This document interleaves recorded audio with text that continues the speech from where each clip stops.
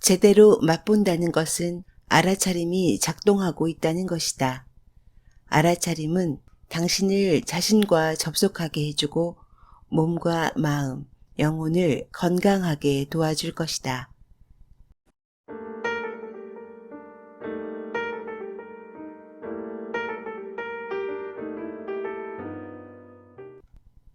건강한 지식을 함께하는 세이버스입니다.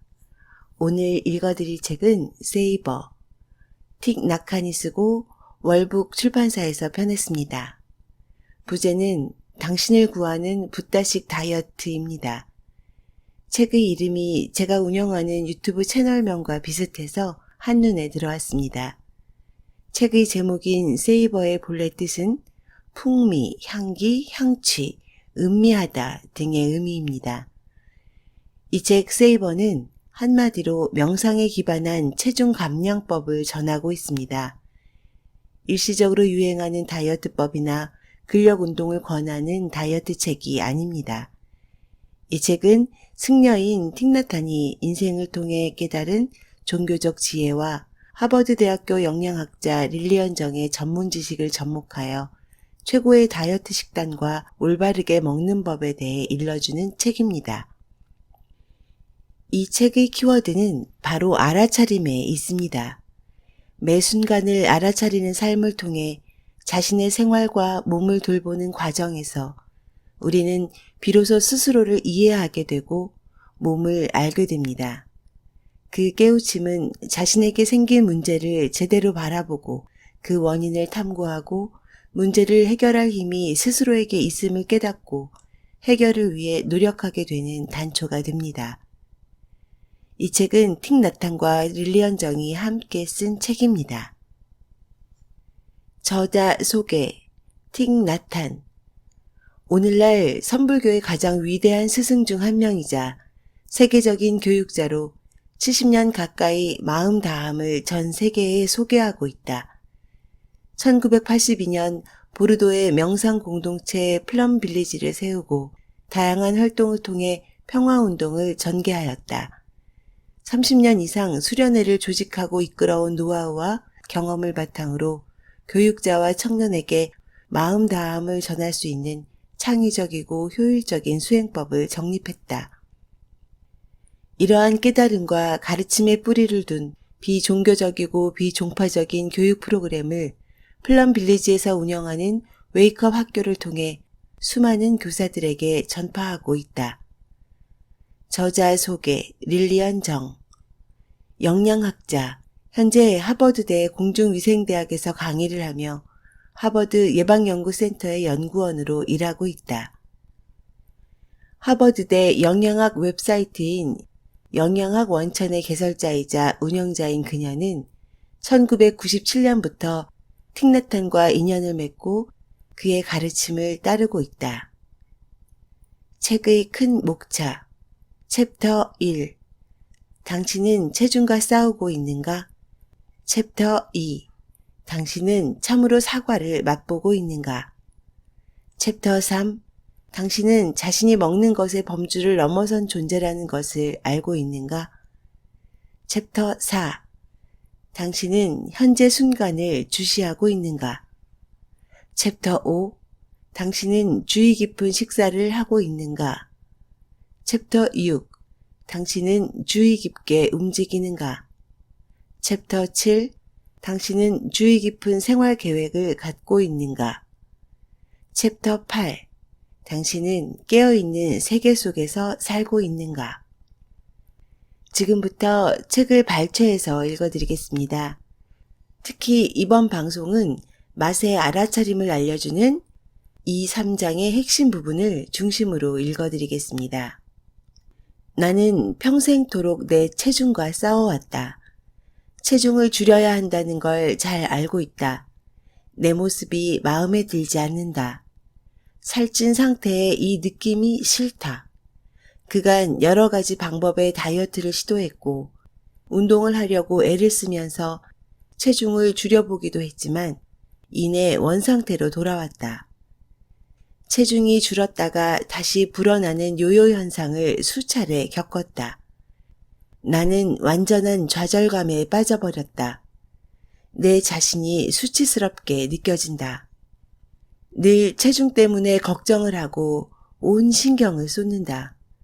이렇게 뚱뚱한 몸을 끌고 다니는 게 지긋지긋하다. 기분이 좋지 않다. 내게는 매일매일이 싸움이다. 매일 밤이 악몽이다. 이제는 당뇨병까지 걸려 걱정이 늘었다. 내 자식들이 다 자랄 때까지 살지 못할까봐 두렵다. 포기하고 싶지 않기 때문에 여기에 왔다. 반드시 이 고통에서 벗어날 길을 찾고 싶다. 알아차린 명상에 참여자.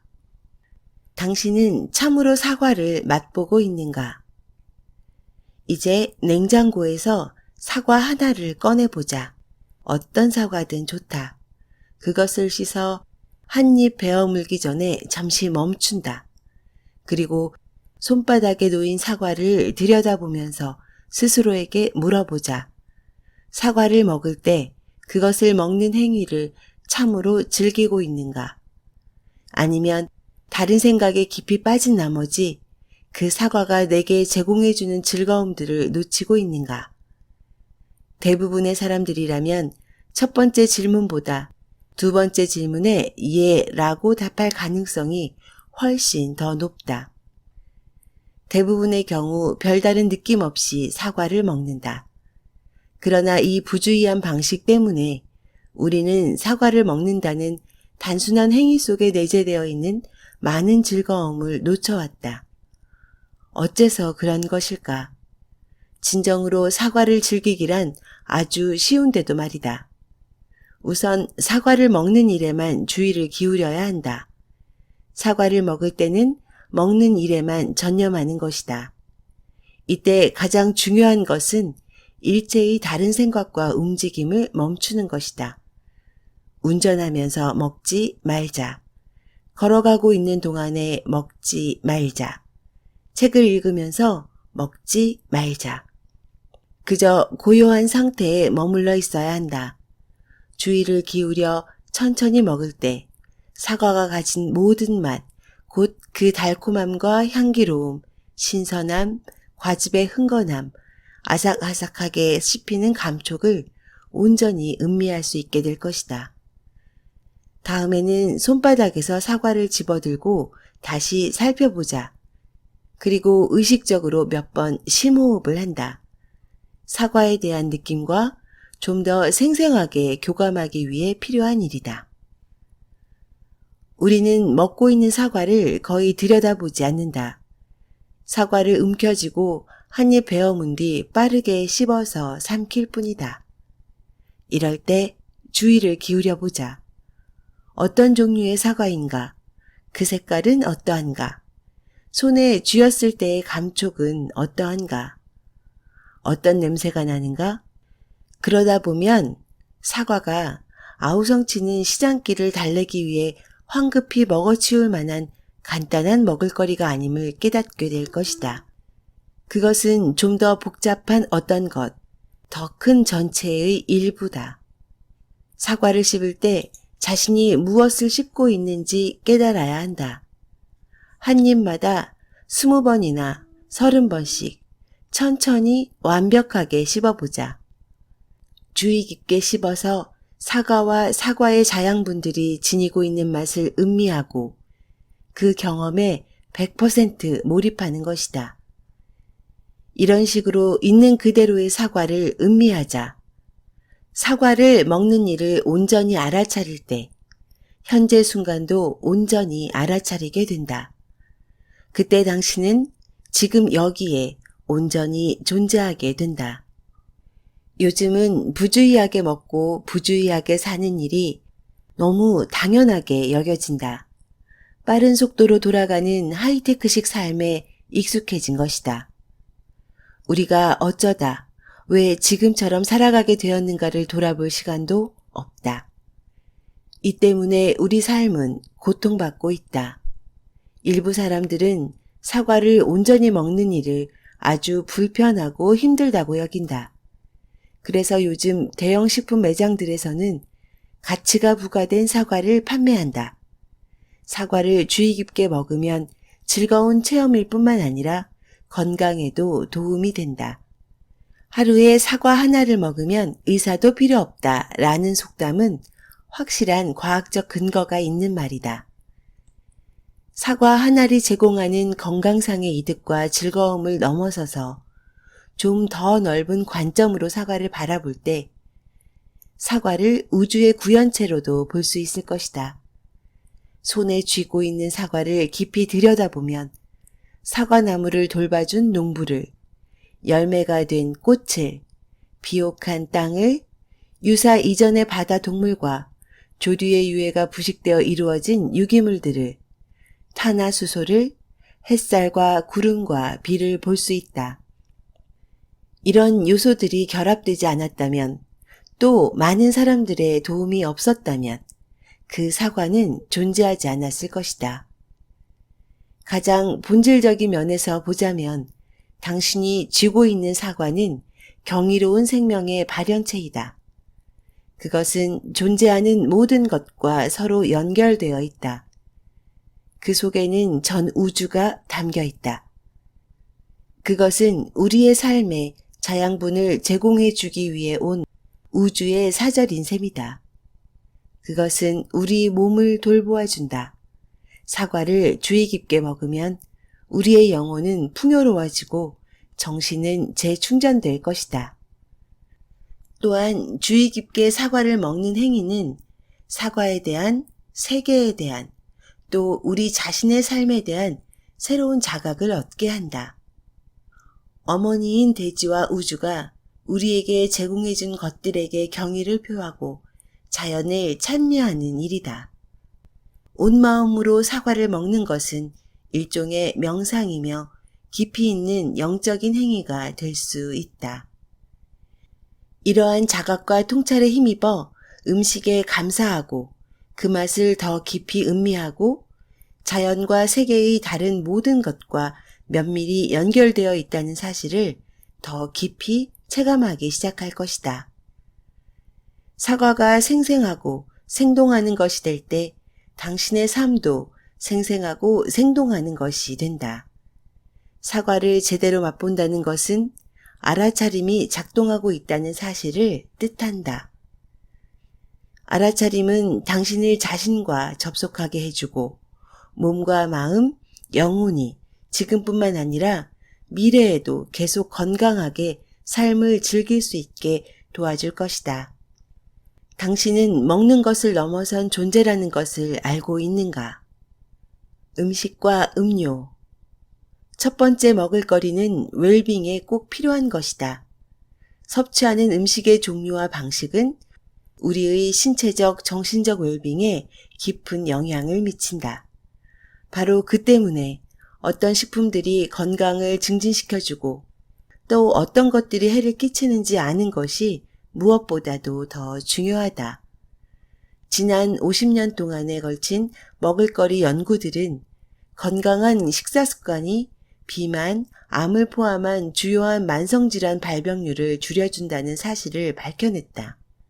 해마다 수천 종의 새로운 식품과 음료가 쏟아져 나오고 있다.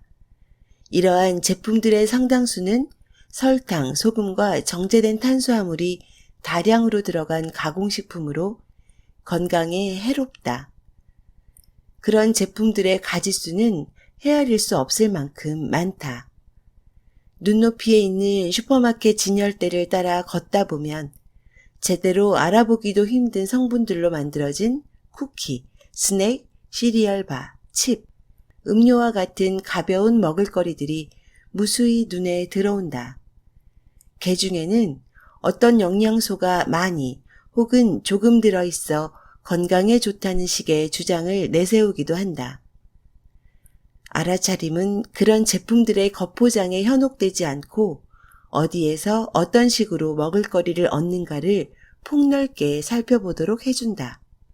지구를 제대로 보살펴주지 않는다면 우리 몸과 마음, 우리가 속한 세계에 해를 끼치는 불건강하고 오염된 먹을거리들을 갖게 될 것이다. 따라서 우리가 어떤 것들을 먹고 있으며 그것이 우리에게 어떤 영향을 끼치는지를 알아야 한다. 이를 토대로 우리는 개인과 지구의 웰빙을 유지하는 방식으로 먹을 수 있다. 근시안적이고 이기적인 태도로 먹고 마신다면 우리 자신뿐만 아니라 자손들과 지구까지도 해를 입을 것이다. 이런 주제를 직설적으로 설파한 붓다의 가르침이 바로 아들의 살에 관한 경전이다. 이것은 상상조차 할 수 없을 만큼 잔혹하고 있을 수 없는 이야기처럼 들릴 것이다. 그러나 그 비유 속에는 우리가 소비하는 식품과 지구의 미래에 관한 강력한 경고와 교훈이 들어있다. 아들의 살에 관한 경전. 한 젊은 부부가 다른 나라의 피난처를 얻기 위해 3살배기 아들을 데리고 광대한 사막을 가로질러 가야 했다. 그들은 그곳의 지형에 익숙치 않았고 사막을 건너는데 어느 정도의 시간이 필요한지도 몰랐다. 결국 사막을 반 정도 건넜을 즈음 그들에게 식량은 하나도 남아있지 않았다. 부부는 충분한 양식 없이는 사막 건너편에 도착할 가망성이 전혀 없다는 것과 결국 셋 다 그 사막 한가운데서 죽게 될 것임을 깨달았다. 이들은 한참 고민한 끝에 양식을 얻기 위해 어린 아들을 죽이기로 결정했다. 부부는 사막을 계속 걸어갈 힘을 얻기 위해 아들의 살을 매일 조금씩 먹었다. 남은 살점은 어깨에 짊어지고 가며 햇빛에 말렸다. 아들의 살점을 먹고 난 다음 부부는 늘 서로의 얼굴을 쳐다보면서 물었다. 사랑하는 우리 아들은 어디 있지? 붓다는 이런 비극적인 이야기를 들려준 뒤 수행자들에게 물었다. 그대들은 이 부부가 아들의 살을 먹으면서 즐거웠을 것이라 생각하는가? 수행자들은 이구동성으로 대답했다. 더없이 존귀한 분이시여 그렇지 않았을 것입니다. 그 부부는 아들의 살을 먹어야 할 때마다 몹시 괴로웠을 겁니다. 그러자 붓다는 다음과 같이 말했다. 수행자들이여, 우리는 가슴속에 연민의 감정을 그대로 간직할 수 있는 방식으로 음식을 먹어야 한다. 알아차림 속에서 먹어야 한다. 그렇게 하지 않을 경우 자식의 살을 먹게 될지도 모른다. 위와 같은 비유가 극단적으로 보일 것이다. 하지만 이 이야기는 우리가 이 부부처럼 끔찍한 고통을 겪지 않으려면 항시 깨어 있어야 한다는 사실을 알려준다. 사실 세상 사람들이 겪는 괴로움의 상당 부분은 주의 깊게 먹지 않는 데서 무엇을 어떻게 먹고 있는가를 곰곰이 들여다보지 않는 데서 온다. 현재 우리가 먹는 방식을 전 지구적인 관점에서 살펴보면 육류의 생산이 지구를 엄청나게 혹사시키고 있다는 사실을 알 수 있다. 가축이 환경에 미치는 파괴적 요인을 심도 있게 다룬 UN 보고서 축산업의 긴 그림자는 가축이 환경에 미치는 부정적인 영향을 경고하면서 시급히 대처해야 한다는 결론을 내렸다. 또한 가축산업이 지구의 물 8%가량을 사용하고 있고 물의 고갈과 수질 오염에 기여하고 있다고 평가한다. 쇠고기 1kg을 생산하기 위해 필요한 물은 곡식에서 얻는 단백질 1kg을 생산하는 데 드는 물의 100배에 가깝다. 가축을 기르는데 그렇게 많은 물이 필요한 이유 중 하나는 소들이 어마어마하게 많은 양의 곡식을 먹어치우고 그만큼의 곡식을 재배하는 데에 대단히 많은 양의 물이 필요하다는 데서 비롯된다. 미국의 소들은 미국 전체 인구의 7배나 되는 인구가 소비할 만한 양의 곡식을 먹어치운다. 미국 환경보호국의 2000년도 보고서에 기록된 전미 옥수수 재배자 협회의 발표를 보면 미국에서 수확되는 옥수수의 80%가량이 미국과 해외의 가축, 가금류, 물고기 사육에 소비되고 있다라는 내용이 있다. 그런데 얄궂게도 매일 전 세계에서 9,000명 이상의 어린이들이 굶주림과 영양실조로 사망하고 있다. 가축의 사육에 사용하는 곡식과 자원을 세계 전역의 기아에 시달리는 아이들을 먹이는데 직접 사용할 수도 있지만 이런 진실을 깨닫고 실천하기는 쉽지 않다. 가축 사육이 사회와 환경에 미치는 파괴적인 영향력은 과다한 양의 물 사용이나 지나치게 넓은 면적의 땅을 사용하는 문제점에 국한되지 않는다. 육식을 좋아하는 우리 사회의 식성향은 기후변화의 주범인 온실가스를 대량으로 방출하는 데 일조하고 있다. 전 세계 가축산업의 온실가스 방출량은 전체 방출량의 18% 정도로 운송부문 전체의 방출량보다 훨씬 더 많다. 현재까지 소 사육용 초지를 조성하기 위해 아마존 삼림의 70%가량이 벌채되었고 숲이 파괴될 때마다 막대한 양의 이산화탄소가 배출된다. 또 고기, 우유, 달걀 생산 산업들은 전 세계 암모니아 가스 전체 배출량의 3분의 2에 해당하는 양을 배출하고 있으며 그렇게 대기 중으로 풀려나간 암모니아는 산성비를 내리게 하고 생태계를 산성화시키는 데 큰 몫을 하고 있다. 각종 연구 자료들은 여러 가지 오염원으로 인해 환경이 받는 스트레스를 줄이는 가장 좋은 방법 중에 하나가 육류 소비를 줄이고 식물성 식품을 더 많이 먹는 것이라고 밝힌다.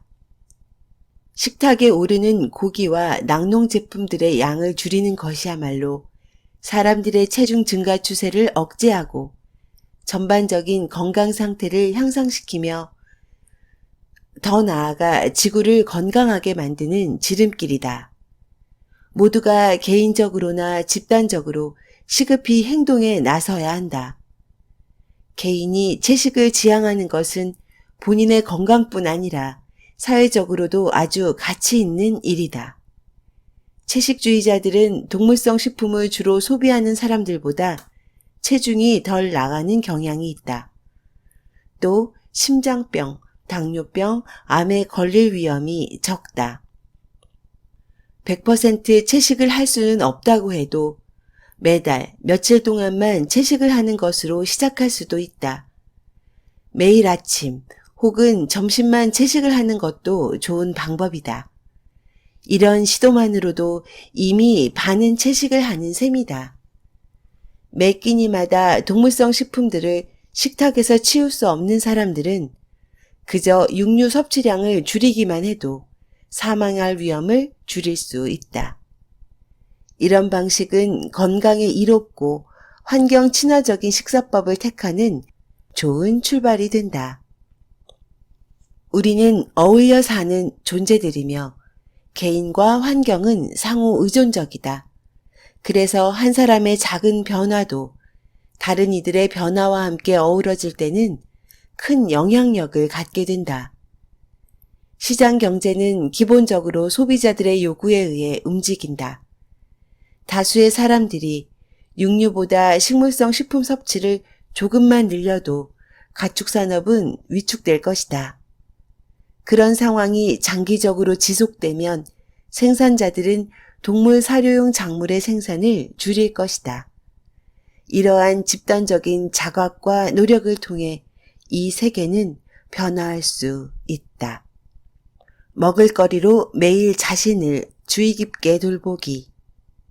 붓다는 먹을거리가 없으면 어떤 것도 살아남을 수 없다라고 말했다. 이것은 지극히 단순하고 아주 심오한 진리다. 사랑과 미움은 상생한다. 사랑에 자양분을 공급해주지 않는다면 그 사랑은 시들어 죽거나 미움으로 탈바꿈 할 것이다. 사랑을 지속하고 싶다면 매일 그 사랑에 자양분을 주고 먹을거리를 줘야 한다. 미움 역시 마찬가지다. 몸과 마음도 따로 떨어져 있는 것이 아니다. 건강한 몸매라는 목표에 이르기 위해 먹을거리를 주의 깊게 섭취해야 한다. 삶의 한 측면이 나머지와 분리되어 있는 것이냐 그것에만 초점을 맞출 수는 없다. 모든 측면을 하나의 전체로 보고 동시에 다뤄야 한다. 과거에 살을 빼는 데 실패했다면 아마 전체적으로 접근하지 않았기 때문일 것이다. 이제 당신은 건강하고 건전한 생활 습관들을 확립하려면 어떤 요소들이 꼭 필요한지 알고 있다. 이것은 시작해 볼 만한 가치가 있는 여정이다. 이 여정은 당신의 건강하지 않은 몸매의 근원적인 뿌리를 뽑고 더 나아가 당신을 모든 고통과 번뇌로부터 해방시켜 줄 것이다. 또한 지속적인 훈련을 통해 주의 깊게 나아가는 여정의 매 단계마다 자신감, 기쁨, 평화가 그 크기와 깊이를 더해가는 놀라운 경험을 하게 될 것이다. 알아차림이란 무엇인가? 알아차림을 뜻하는 한자 염의 윗부분은 지금을 뜻하고 밑부분 심은 가슴 혹은 마음을 뜻한다. 그 두 글자로 이루어진 문자 그대로 자신의 마음으로 현재 순간을 체험하는 행위를 의미한다. 따라서 알아차림은 자기 내면이나 주위에서 일어나고 있는 현상들을 매 순간 훤히 아는 행위다. 알아차림은 지금 여기에 존재하는 삶의 경위와 만나게 해준다. 가슴을 열고 현재 순간에 몰입함으로써 우리는 그 참된 본질을 이해할 수 있게 된다.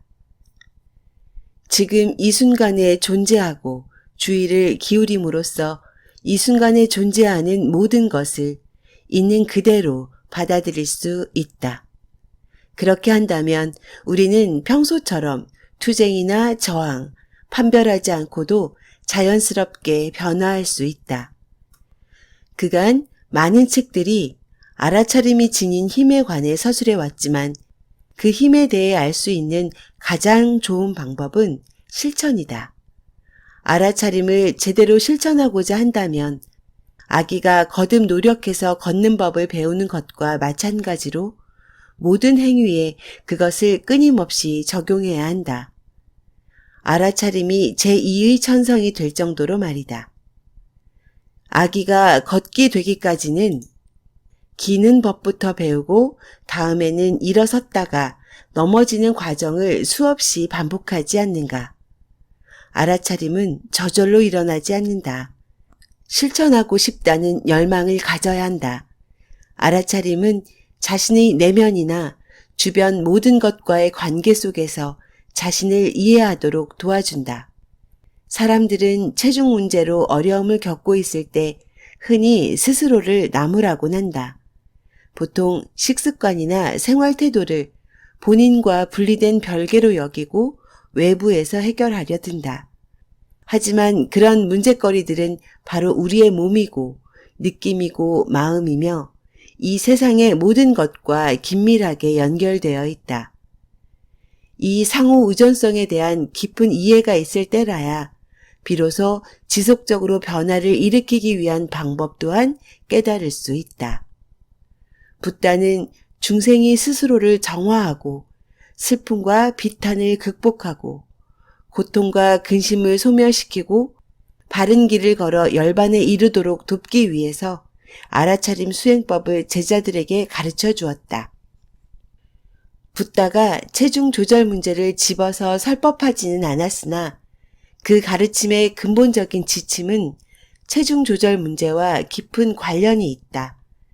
그 지침이 제시하는 통찰은 지금도 그때와 마찬가지로 현실에 그대로 적용이 가능하다.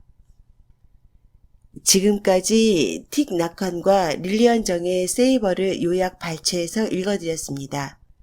붓다의 관점에서 생각하면 우리가 먹는 음식도 달리 보입니다. 패스트푸드와 설탕이 들어간 음료를 수시로 섭취하는 식습관이 바로 우리를 고통으로 몰아넣는 원인 중의 하나임을 알게 되는 것입니다. 붓다는 가공하지 않은 자연 그대로 온전히 먹는 것이 우선되어야 한다고 강조합니다. 그리고 연민의 감정을 간직하면서 먹는 식사 태도가 중요하다고 덧붙입니다.